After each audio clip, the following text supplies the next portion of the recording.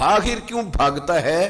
میرا رب فرماتا ہے تھوڑا اندر جھانک، تھوڑی سی نا نظر دائیں بائیں دیکھنے کی بجائے تھوڑی نیچے کر برے بندے نو لبن ٹریا تے جگ تے ملیا نہ کوئی، اپنے اندر چاتی پائی تے میتھوں برا نہ کوئی، اندر تو دیکھنا تھوڑا۔ او بھائی اپنے یہ اس سے نکلیں، آپ اس سے نکلیں، یہ چیز آپ کو سکون دے گی، آپ کو خاموشی دے گی۔ آپ یقین کریں آپ کے پاس جتنا ہوگا نا اس پر آپ مطمئن ہو جائیں گے۔ آپ ضمیر کی آواز سنیں، خبردار دائیں بائیں جانے کی کیا ضرورت، ضمیر کی آواز سنیں۔ حضرت جعفر طیار رضی اللہ تعالیٰ عنہ کی قیادت میں نا، حضرت عثمان غنی بھی تھے اس میں، تو جب بڑا ستایا قریش مکہ نے تو نبی پاک علیہ السلام نے کچھ صحابہ سے فرمایا کہ تم حبشہ کی طرف ہجرت کر جاؤ، حبشہ کا بادشاہ نجاشی سنا ہے بڑا اصول پسند ہے، تم چلے جاؤ۔ صحابہ چلے گئے، بلکہ حضرت عثمان غنی نے تو جب دوسری دفعہ گئے تو عرض کرنے لگے یا رسول اللہ صلی اللہ علیہ وسلم میں نجاشی کی طرف ہجرت کر رہا ہوں۔ نبی پاک نے فرمایا نہیں بھائی، تم میرے حکم سے ہجرت کر رہے ہو تو تمہاری ہجرت نجاشی کی طرف نہیں، اللہ اور اللہ کے رسول کی طرف ہے، تم دین ایمان بچانے جا رہے ہو۔ یہ قافلہ نورانی قافلہ حبشہ چلا گیا، قریش مکہ کو سکون نہیں آیا۔ حسد کی آگ بہت بڑی مصیبت ہے، ہمارے اندر سینوں میں جلتی ہے کئی لوگوں کے بارے میں، ہم مانتے نہیں، ورنہ نا بہت بڑی بیماری ہے حسد، بہت بڑی بیماری۔ حاسد جو ہوتا ہے نا دراصل اللہ پہ اعتراض کرتا ہے، معاذ اللہ، وہ کہتا ہے اس کو کیوں دیا ہے، مجھے دینا چاہیے تھا۔ تو اعتراض سامنے والے پہ نہیں، اعتراض تو اس پہ ہے جو تقسیم کرنے والا ہے۔ تو یہ حسد میں جلتے ہوئے دو سردار جو تھے ان کو تیار کیا، بڑے تحفے دیے، حبشہ بھیج دیا۔ اس نے جاتے ہی پہلے جو بادشاہ کے حواری تھے، وزیر مشیر تھے، ان کو تحفے دیے، پھر ایک بہترین عربی نسل کا گھوڑا بادشاہ کو دیا، اور ایک بڑا قیمتی جبہ جس پر سونے کا کام ہوا تھا، قیمتی جبے بادشاہ پہنتے تھے، وہ بادشاہ کو دیا، اور کہا کہ ہمارے کچھ لوگ بھاگ کے یہاں آ گئے۔ انہوں نے فتنہ برپا کر دیا، اگر آپ وہ عیسائی مذہب کے ماننے والے تھے، اگر وہ عیسائیت قبول کر لیتے تب بھی ٹھیک تھا، پر وہ تو ہمارے بتوں کو بھی برا کہتے ہیں، اور آپ کا مذہب وہ تو نیا دین لے آئے، گھر گھر لڑائی شروع کرا دی، بھائی کو بھائی سے لڑا دیا، وہ یہاں آ گئے، ہمارے حوالے کر دیے جائیں۔ تو بادشاہ کہنے لگا کہ یار دیکھو میں یک طرفہ فیصلے نہیں کرتا، میں ان کو بلاتا ہوں، ان کی بات سنتا ہوں، تو وہ جو ساتھ دائیں بائیں بیٹھے تھے وہ چونکہ کر چکے تھے، وہ کہنے لگے بلانے کی کیا ضرورت ہے، وہ نکالیں، جب ان کے یہ اتنے قیمتی لوگ آ گئے ہیں سردار اس علاقے کے تو ان کے ساتھ روانے کریں۔ تو بادشاہ کہنے لگا چپ کرو، میں حواریوں کے طریقوں پہ نہیں چلتا، میں ضمیر کی آواز پہ چلتا ہوں۔ یہاں نا ہمارے جو دائیں بائیں بادشاہوں کے وزیر بیٹھے ہوتے ہیں نا، وہ سب صحیح کی رپورٹ دیتے ہیں، تو انہی کی باتوں پہ بادشاہ پھر کہتے ہیں نہیں سب ٹھیک ہے۔ باہر نکلتے ہیں تو ان کا خیال ہوتا ہے کہ سبزہ ہی سبزہ ہے ہر طرف، خزاں کہیں ہے ہی نہیں۔ وہ تو کبھی اس سے ملے نا جو انہیں صحیح بات بتائے تو سمجھ آئے۔ خیر بادشاہ نے پیغام دیا، حضرت جعفر طیار رضی اللہ تعالیٰ عنہ اور باقی تمام صحابہ جمع ہوئے، مشورہ کیا بات کیا کرنی ہے، کسی نے کہا یہ کہنا، کسی نے کہا یہ کہنا، کسی نے کہا یہ کہنا۔ حضرت جعفر طیار سے کہنے لگے چونکہ بات کرنے کا سلیقہ اللہ نے آپ کو اچھا دیا ہے اور آپ کی بات میں اثر ہے، لہذا بات آپ کریں گے۔ جناب جعفر طیار کہنے لگے اگر بات میں کروں گا نا تو نہ میں کسی کا مشورہ مانوں گا، نہ میں کسی کی رائے سنوں گا، میں وہی کہوں گا جو میں نے رسول پاک سے سیکھا ہوا ہے، میں نبی پاک علیہ السلام کی بتائی ہوئی باتیں بیان کروں گا۔ چلو بادشاہ کے دربار میں پہنچ گئے، وہاں طریقہ تھا جو جاتا تھا سجدہ کرتا تھا، یہ پہنچے تو اپنے مخصوص طریقے سے سلام کلام کیا اور بیٹھ گئے۔ فوراً وہ جو گئے ہوئے تھے سردار قریش مکہ کہنے لگے بادشاہ تکبر دیکھا ہے، اکڑ دیکھی ان کی، آپ کو سجدہ ہی نہیں کیا۔ بادشاہ کہنے لگا بھی تمہیں نہیں پتا یہاں جو آتا ہے سجدہ کرتا ہے؟ اس نے کہا بادشاہ کرتا ہوگا، پر ہم جس نبی کے ماننے والے انہوں نے ہمیں بتایا لا الہ الا لا الہ الا لا الہ الا اللہ کے سوا کوئی معبود، سجدہ صرف اللہ کو، کسی کو کوئی تعظیم کے لیے کرے تو وہ بھی حرام ہے، سجدہ سوائے رب کے کسی کے لیے جائز۔ جب صحابی نبی کو نہیں تو پیر مولوی کون ہوتا ہے؟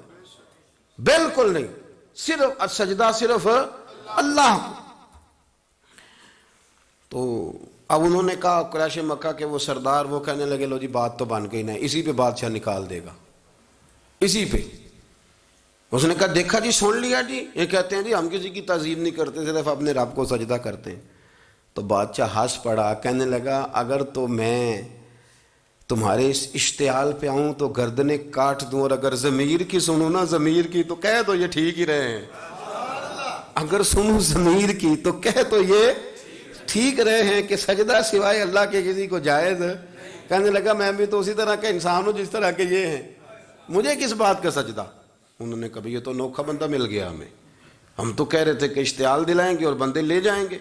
حضرت جعفر ابن طیار کہنے لگے بادشاہ یہ ہمیں لینے آئے ہیں تو ہم 2-3 سوال کر لیں؟ بادشاہ نے کہا بالکل کرو۔ اس نے کہا ہم تمہارے غلام ہیں، تمہارا ایڈوانس پکڑ کے بھاگ آئے ہیں؟ سردار کہنے لگے نہیں۔ تو فرمایا پھر تم کیا لینے آئے ہو؟ کہا ہم کچھ چوری کر کے آئے ہیں، کسی کا مال لے کے آ گئے؟ کہا نہیں۔ تو فرمایا پھر جو جس کا دل چاہے جس ملک میں مرضی رہے۔ بادشاہ کہنے لگا تمہارے پاس ان کے سوالوں کا جواب نہیں؟ اچھا جی یہ کہتے ہیں تم نے لڑائی پیدا کر دی ہے، تم نے لوگوں کو آپس کے اندر الگ الگ کر دیا، نیا دین لے کے آ گئے ہو۔ تو جعفر طیار کرنے لگے بادشاہ ہم گلے کاٹا کرتے تھے، پھر اللہ نے ہمارے درمیان رسول پاک بھیجے، اب ہم گلے کاٹتے نہیں گلے ملا کرتے۔ بادشاہ ہم نہ جگہ جگہ جھکا کرتے تھے، اب ہمیں رسول پاک نے تعلیم دی ہے کہ ایک جگہ جھکنا رب تمہیں باقی جگہ جھکنے سے بے نیاز کر دے گا، اللہ تمہیں قوتیں دے دے گا۔ عقیدہ توحید نے ہمیں مضبوط کر دیا۔ ہم پڑوسیوں سے پیار کرتے ہیں، بھائی کا حق دیتے ہیں، ایک دوسرے سے محبت کرتے ہیں، ہم اخلاق عالیہ کی طرف سفر کرتے ہیں، ہم لوگوں کے حقوق ادا کرتے ہیں، پیار کی بولی بولتے ہیں۔ انہیں پوچھو کیا مسئلہ ہے؟ بادشاہ کہنے لگا بھی ایسا ہی ہے۔ کہا بالکل۔ تو بادشاہ کہنے لگا پھر اس طرح کرو تو اپنے تحفے اٹھاؤ اور تم نکلو، میں تحفے نہیں دیکھتا، میں ضمیر کی آواز سنتا ہوں۔ حضرت سعید بن زید کو حضرت عمر نے گورنر بنایا تھا، تو جناب عمر ملنے گئے تو تحفے بڑے لگے ہوئے تھے۔ تو حضرت عمر نے فرمایا یہ کیا ہے؟ کہ لوگوں نے تحفے دیے ہیں۔ فرمایا تحفے نہیں، تمہارے عہدے کا ہدیہ ہے، تم گورنر ہو تو تحفہ دیں گے، اپنے حق میں نرم کر۔ لیکن نہیں حضور مجھے تحفے ملے ہیں۔ تو جناب عمر نے بڑی بات کی، بہنوئی بھی تھے ان کے، حضرت سعید بن زید عشرہ مبشرہ بہنوئی بھی۔ فرمانے لگے اچھا اگر لوگ تمہیں تحفے دیتے ہیں تو جانا گھر جا کے اماں کے پاس بیٹھ، پھر دیکھتا ہوں کتنے تحفے آتے ہیں۔ یہ تو گورنر ہے تو تحفے آ رہے۔ میرے عزیز بات کو سمجھے۔ فرمایا اٹھاؤ تحفے۔ میں تحفے نہیں دیکھوں گا، میں ضمیر کی آواز سنوں گا۔ اب مسلمان خوشی خوشی چلے گئے، کافروں کو رات ابھی رہنا تھا، وہ رہے۔ سویرے ایک نئی چال چلی، کہنے لگے بادشاہ ایک بات رہ گئی ہے۔ اس نے کہا وہ کیا؟ کہنے لگے آپ لوگ حضرت عیسیٰ کو معاذ اللہ کا بیٹا مانتے ہیں نا؟ اس نے کہا ہاں معاذ اللہ استغفر اللہ، عیسائیوں کا طریقہ ہے۔ اس نے کہا کہ یہ نہیں مانتے حضرت عیسیٰ کو اس طرح۔ اب اس سے ایک نیا کوہرام کھڑا ہو گیا دربار میں، ایک نیا طیش، مذہب کا کارڈ استعمال ہو گیا، ایک نئی مصیبت کھڑی ہو گئی۔ اب دوبارہ کونے کونے میں باتیں ہونے لگی، وہ حضرت عیسیٰ کے بارے میں صحیح نظریہ نہیں رکھتے اور ہمارے ملک میں رہیں، بلاؤ جی بلاؤ جی، بلا لیا۔ اب مسلمان بھی پریشان ہوئے کہ دوبارہ کیوں بلایا ہے؟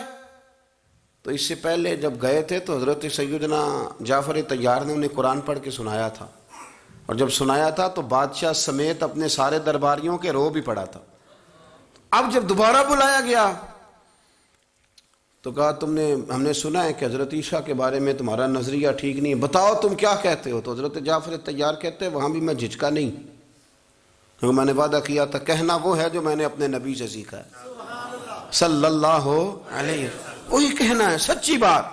کہتے ہیں میں نے کہا بادشاہ سن، ہم حضرت عیسیٰ کو اللہ کا بیٹا نہیں مانتے، ہمارے محبوب نے ہمیں بتایا ہے کہ حضرت عیسیٰ اللہ کا کلمہ ہے، وہ اللہ کے نبی ہیں، وہ اللہ کے بندے ہیں۔ ہاں کواری اور پاک مریم کے بطن سے رب کی قدرت سے پیدا ہوئے ہیں، اللہ کے بندے اور رسول، کواری پاک مریم کے بطن سے آئے، پر وہ اللہ کے بیٹے نہیں ہیں۔